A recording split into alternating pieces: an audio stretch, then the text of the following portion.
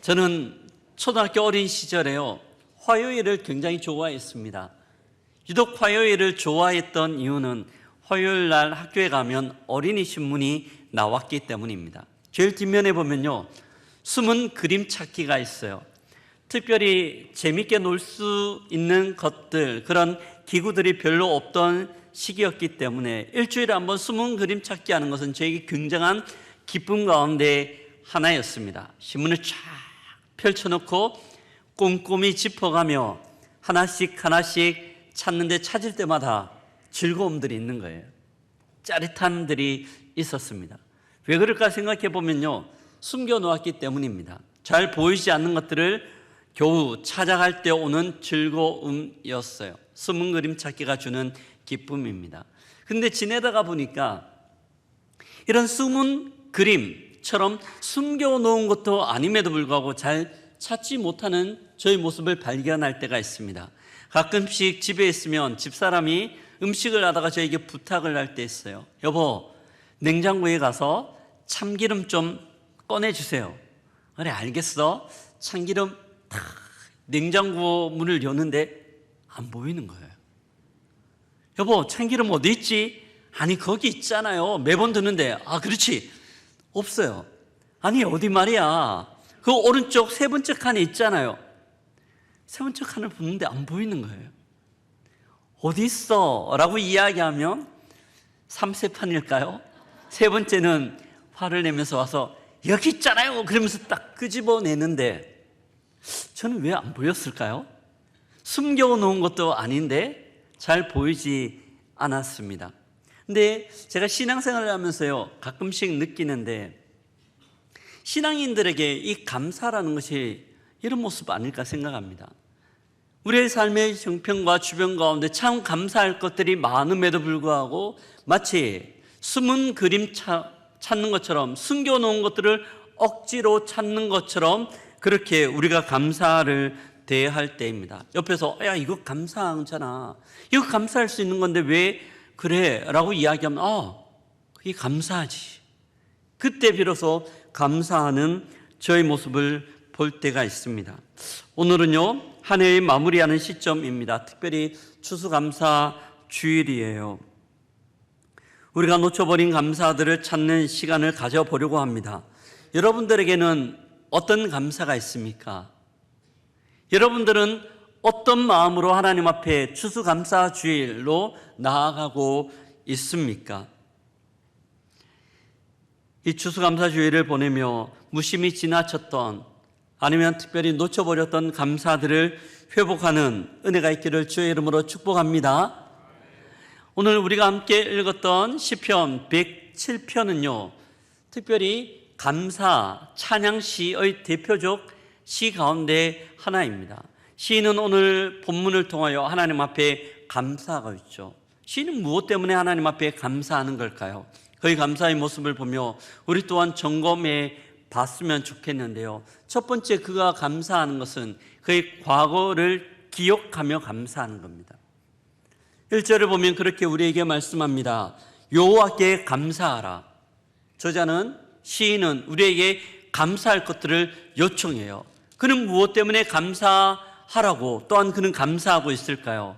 2절, 3절에 보면 그의 감사의 내용들이 쭉 뒤를 이어 나오고 있는데요. 한마디로 요약한다라면, 한 단어로 본다라면 속량이라는 단어입니다.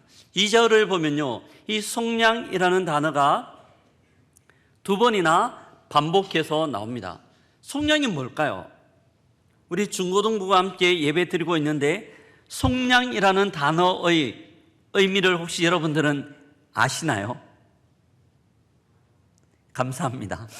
모른다고 이야기합니다. 속량이라는 단어는요, 돈을 가지고 값을 지불하여 그를 자유케 하는 것, 그를 해방시키는 것들을 속량이라고 이야기합니다. 시인이 속량이라는 단어를 사용하는 이유는 이스라엘 백성들의 자기들 민족의 과거들을 돌아보며 이 속량이라는 표현들을 사용하고 있습니다. 옛적 이스라엘 백성들은요, 강대국 애국과 또한 바벨론의 종으로 잡혀져 있고 포로 생활을 했습니다. 절대 그들의 힘으로는 그 나라를 탈출할 수 없었어요. 바벨론이나 애굽은 그 당시 당대 가장 강성한 나라였기 때문입니다. 근데 하나님께서 이스라엘을 속량하셨습니다. 10가지 재앙과 홍해를 건너는 기적적인 일을 통하여 그들을 출애굽시키고 바벨론에서 구출해 내셨던 거죠. 그뿐만이 아니죠. 이스라엘 백성들이 출애굽해서 광야 40년 동안 가나안 땅 들어가기 전 40년 동안 광야에서 헤매고 방황하였습니다. 말이 40년이죠. 정말 쉽지 않는 시간이었을 거예요. 이스라엘 민족 200만 명, 먹을 것 없고 마실 물도 변변치 않는 그 광야에서 40년, 200만 명이 40년을 보낸다는 것은 기적과 같습니다. 하나님께서 이 기적을 일으키셨죠. 그들에게 만나를 주시고 먹을 물을 주시고 또한 적군들로부터 그들을 보호하시며 하나님의 땅 가나안으로 인도하신 줄 믿습니다. 하나님은 이들의 인도자가 되셨고 구원자이시며 공급자가 되셨습니다. 시인이 감사를 이야기하며 이스라엘 민족의 과거를 이야기하는 이유가 무엇일까요? 왜 과거를 이야기할까요? 우리가 살아가면서 감사를 잊어버리는, 놓쳐버리는 경우들은요, 많이 바쁠 때 그렇습니다. 그리고 지금 어려움 가운데 있을 때 그 감사를 많이 놓쳐버려요. 시인의 어려움은 4절과 5절에 나옵니다. 4절과 5절 한번 보실래요? 그들이 광야 사막길에서 방황하며 거주할 성읍을 찾지 못하고 줄이고 목이 말라 그들의 영혼이 그들 안에서 피곤하였다라고 이야기합니다. 이런 어려움 가운데 있었어요. 사막에는 길이 없어요. 광야에는 마실 물이 없습니다. 어디로 가야 할지, 어떻게 해야 될지 놓쳐버린 거죠. 우리도 이럴 때 있지 않습니까? 열심히 달려왔어요. 열심히 살았어요. 열심히 일했습니다. 그러던 어느 날 갑자기 길을 잃어버린 것처럼 느껴질 때가 있습니다. 내가 어디로 가야 되지? 나는 무엇을 위해 이렇게 살았는가? 내가 어떻게 살아가야 하는가? 막막하게 느껴지고 마치 안개가 자욱낀 바다 위에 배가 떠 있는 것처럼 그런 느낌이죠. 방향성을 잃어버립니다. 이때 우리의 영혼이 핍절합니다. 5절에 나오는 것처럼 그 영혼은 핍절하고 강팍해집니다.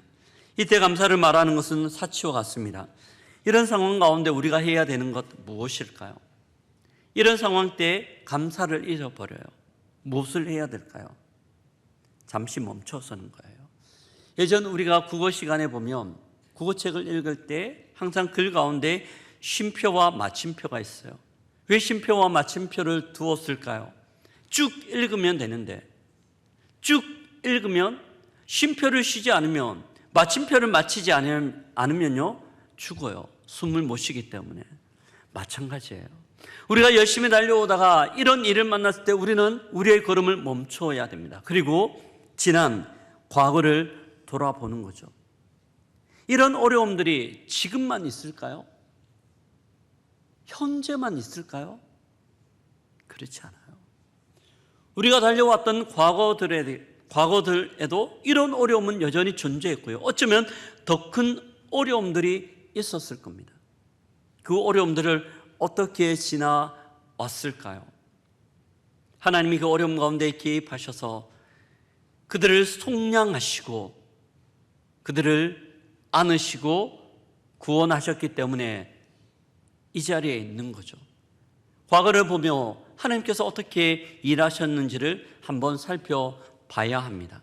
제가 예전 놀이터에 있을 때였어요. 애들을 데리고 놀고 있는데 초등학교 한 1학년, 3학년 정도 되는 형제가 놀이터에 놀러 왔습니다. 근데 놀다가 동생이 형한테 계속 투덜투덜거리는 거예요. 짜증내면서. 이야기를 들어보니까 형, 수학이 너무 힘들어. 더하기 빼기가 왜 이렇게 힘든 거야? 공부 안 하고 싶어 라고 투정을 형한테 부립니다. 엄마한테 해야 되는데 왜 형한테 하는지 모르겠지만 형한테 막 투정을 부려요.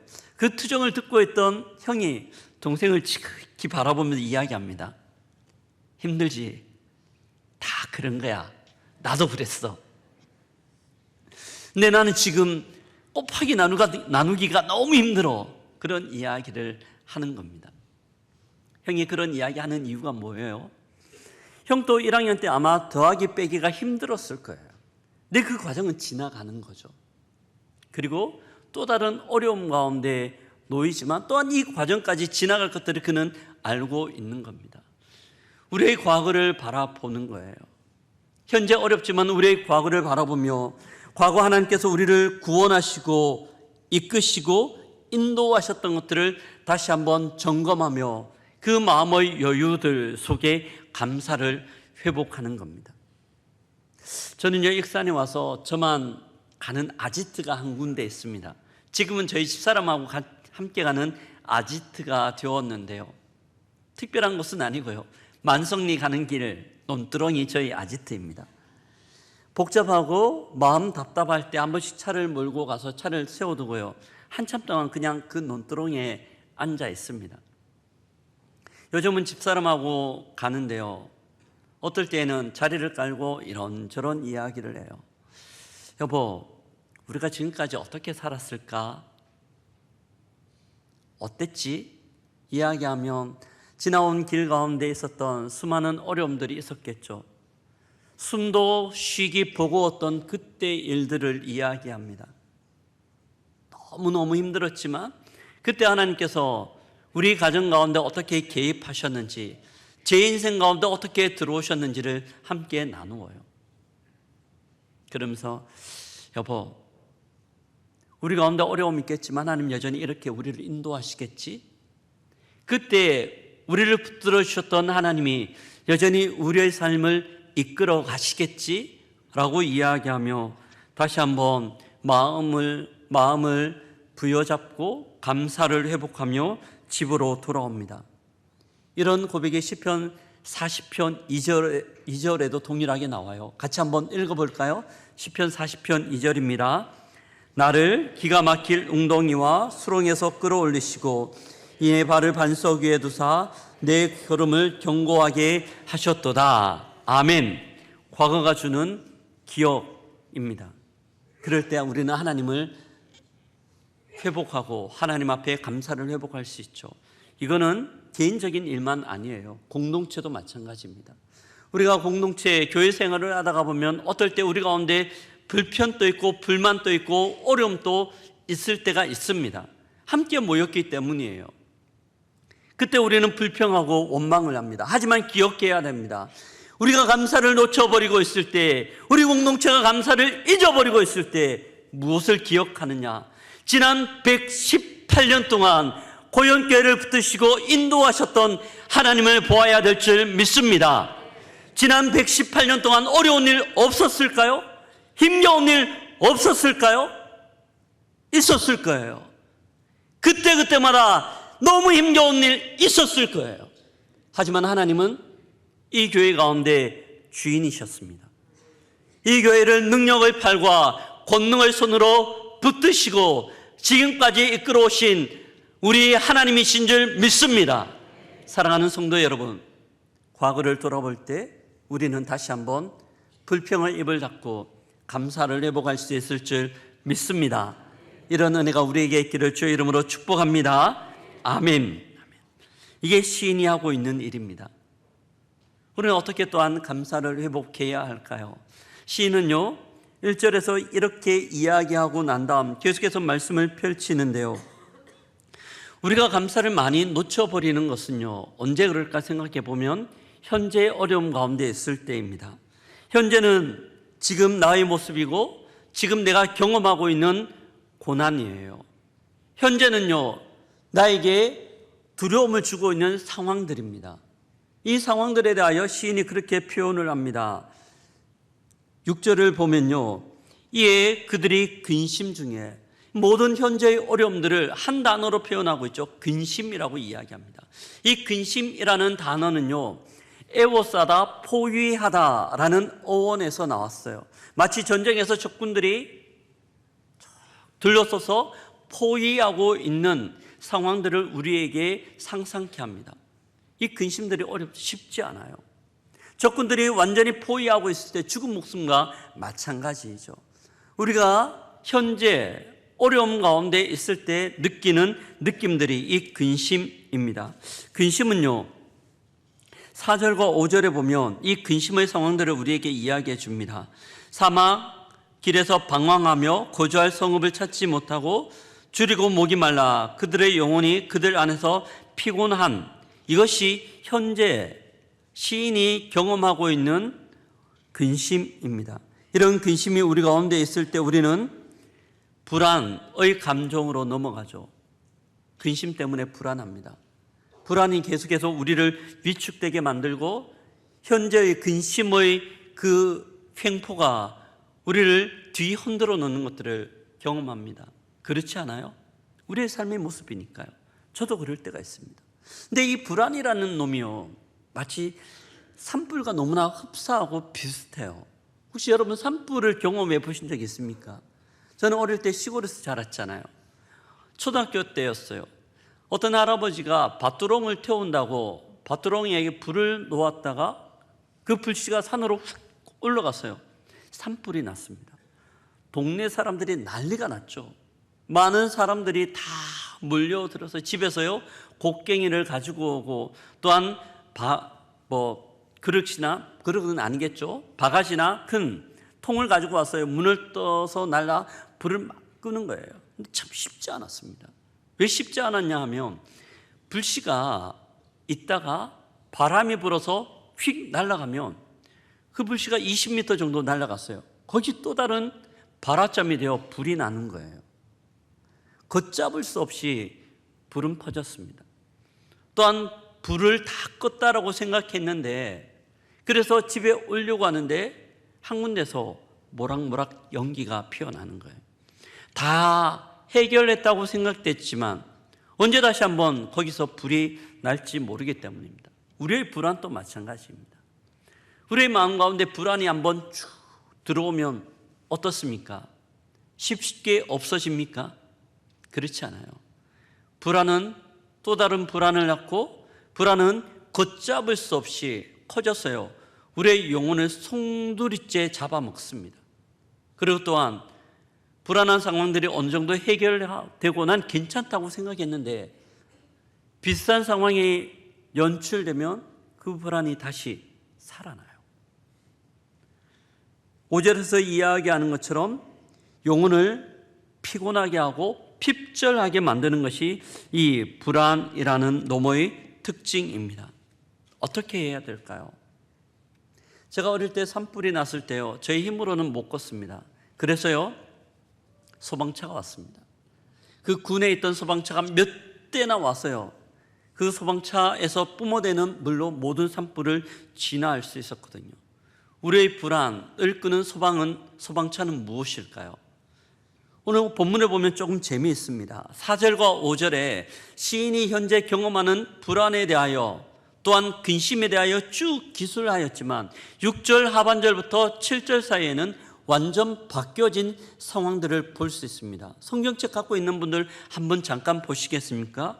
6절 하반절부터 7절을 보면요, 그들의 고통에서 건지시고 또 바른 길로 인도하사 거주할 성읍에 이르게 하셨도다. 어디로 갈지 모르고 잘 곳도 없고 집도 없어 불안하던 그들을 인도하셔서 안전케 하시고 거주할 성읍 가운데 이끌어 주셨죠. 무엇이 이런 반환점, 전환점을 만들었을까요? 6절에 보면 이렇게 우리에게 이야기합니다. 그들이 근심 중에 여호와께 부르짖으매, 그들이 근심 중에 여호와께 부르짖으매. 우리의 마음 가운데 근심이 있어요, 불안이 있어요. 하나님 앞에 기도할 수 있기를 주의 이름으로 축복합니다. 기도는 우리의 마음을 부여잡고 있는 모든 불안들을 삽시간에 해결할 수 있는 능력인 줄 믿습니다. 우리가 기도할 때 주께서 우리를 위하여 일하시고, 우리가 간구할 때 주님 우리의 마음을 다스리시는 거죠. 우리의 마음 가운데 하나님의 평강과 평안을 허락하여 주십니다. 시인은 이것들을 알았기에 우리에게 그렇게 요청하고 있습니다. 부르짖어 기도할 것들을 요청하고 있습니다. 불안을 주님께 갖고 갈 때 주의 평안은 우리의 내면 가운데 있는 모든 불안들을 다 밀어내고 우리가 기도할 때 은혜의 밝은 빛이 불안의 어둠들을 송두리째 쫓아내게 되기 때문이죠. 사도 바울은 이것을 너무나 잘 알고 있었어요. 그래서 우리에게 빌립보서 4장 6절과 7절에서 너무나 잘 아는 말씀이죠. 이렇게 우리에게 말씀합니다. 함께 읽어보겠습니다. 아무것도 염려하지 말고 다만 모든 일에 기도와 간구로 너희 구할 것을 감사함으로 하나님께 아뢰라. 그리하면 모든 지각에 뛰어난 하나님의 평강이 그리스도 예수 안에서 너희 마음과 생각을 지키시리라. 아멘. 아무것도 염려하지 말래요. 아무것도 염려하지 말고 기도하고 간구할 것들을 요청하고 있습니다. 그럴 때 모든 지각에 뛰어난 하나님의 평강이, 하나님의 평안이 우리의 마음과 생각을 지키시기 때문이죠. 여러분, 근심이 있습니까? 불안이 있습니까? 어떻게 반응합니까? 불안 가운데 불안을 계속해서 묵상하고 있습니까? 그 불안 가지고 하나님 앞에 나아가고 있습니까? 주님은 우리에게 기도할 것들을 요청합니다. 기도의 시간에 하나님께서 일하심으로 근심은 사라지고 하나님의 평강이 우리 속에 임함으로 다시 한번 감사가 회복될 줄 믿습니다. 아멘. 우리는 앞에서요, 과거를 기억하는 것과 현재 근심 앞에서 기도할 것들을 함께 나누었습니다. 마지막 어떻게 우리는 감사를 회복할 수 있을까요? 마지막 남은 미래를 생각해야 합니다. 많은 사람들은 미래를 생각하며 장밋빛 미래보다는 두려움을 갖고 있는 경우가 많습니다. 한 번도 경험해보지 못한 미래이기 때문입니다. 어떤 일이, 무슨 일이 일어날지 아무도 알지 못하기 때문에 가지는 마음의 감정이에요. 두려움이죠. 사람들은 이 두려움을 극복하고 해결하려고 합니다. 그래서 나름 예측이라는 걸 해요.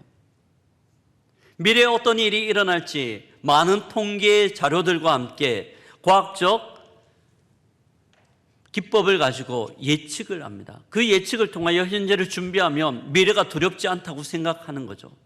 근데 우리는 너무나 잘 알아요. 예측이라는 게 번번이 빗나간다는 것을. 얼마 전이었죠. 미국의 대통령 선거가 있었습니다.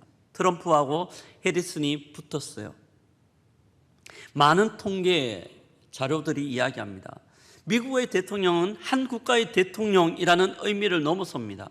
이 대통령은 전 세계의 모든 것 가운데 영향을 미치기 때문에 잘 준비해야 되죠. 그래서 예측을 하는 거예요. 예측하는 기관에서요, 마지막까지 이야기했던 것이 막상막하 어떻게 될 줄 모르겠다. 심지어 동률이 나올 수 있다라는 이야기까지 했습니다. 그런데 막상 뚜껑을 열어보니 결과가 어떻게 됐습니까? 트럼프의 완승이었습니다. 압도적인 트럼프 지지로 그는 대통령이 되었던 거죠. 아마 통계했던 기관들은 민망하였을 겁니다. 사람들은 이런 불확실성의 시대를 살아가며 두려움을 극복하기 위하여 나름 준비를 합니다. 나름의 준비를 해요. 근데 이 나름의 준비를 할 수 있는 것도요, 뭔가 있을 때 그렇게 준비할 수 있어요. 우리나라 속담에 소도 비빌 언덕이 있어야 비빈다고 이야기하죠. 뭔가 건덕지가 있는 사람들이 이렇게 준비를 합니다. 하지만 이마저 없는 이들은 어떻게 해야 될까요? 그냥 두려움 가운데 자기의 미래들을 맡기고 살아가야 할까요? 시인은 우리에게 그렇지 않다고 이야기합니다. 9절에 보면요, 이렇게 이야기해요. 그가 사모하는 영혼에게 만족을 주시며 줄인 영혼에게 좋은 것으로 채워주심이로다. 아멘.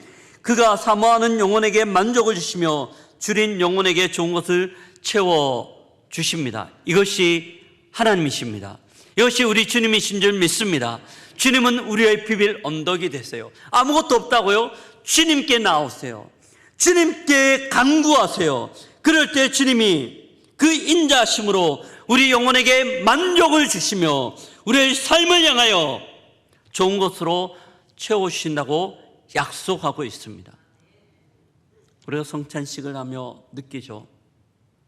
나의 죄를 위하여 십자가를 지신 주님이 우리의 비빌 언덕이 되시고요, 우리가 붙들고 간구하는 그 주님이 우리의 비빌 언덕이 되시는 거죠.